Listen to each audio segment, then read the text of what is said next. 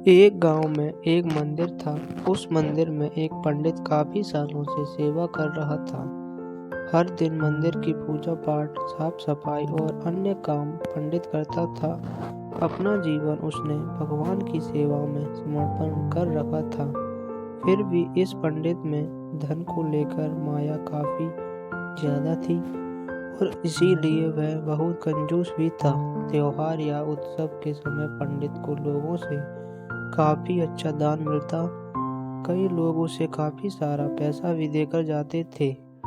पंडित ने सालों से उसे मिलने वाला पैसा सोना चांदी एक पोटली में जमा कर रखा था। कंजूस पंडित इस पोटली को हमेशा अपने पास रखता था। गांव के लोग कंजूस पंडित के स्वभाव को और उसके पास रखी धन की पोटली के बारे में अच्छे से जानते थे। एक बार इस गांव में एक चोर आया। लोगों से उसे किसी तरह पंडित की उस धन वाली पोटली के बारे में भी पता चल गया। चोर ने उस पोटली को चोरी करने का मन बनाया। उसने पंडित पर कई दिनों तक नजर रखी, लेकिन उसे एक भी मौका उस पोटली को चुराने का नहीं मिला, क्योंकि पंडित एक पल के लिए उसे पोटली को अपने से जुदा नहीं करता था। चोर हार मानने वाला नहीं था। उसने एक योजना बनाई। चोर ने पंडित का शिष्य बनकर उस पोटली को चुराने का तय किया। चोर भेष बदलकर पंडित के पास पहुंचा और उसने पंडित की काफी तारीफ की। चोर ने पंडित की तारीफों के पुल बांधते हुए उसे कहा कि वह भी पंडित की तरह ज्ञानी और समझदार बनना चाहता है।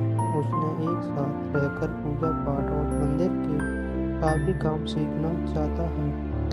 एक अनजान व्यक्ति के मुंह से अपनी इतनी ज्यादा तारीफ सुनकर पंडित को बहुत अच्छा लगा और उसने उसे अपना शिष्य स्वीकार कर लिया। अब वह चोर पंडित के साथ ही रहने लगा।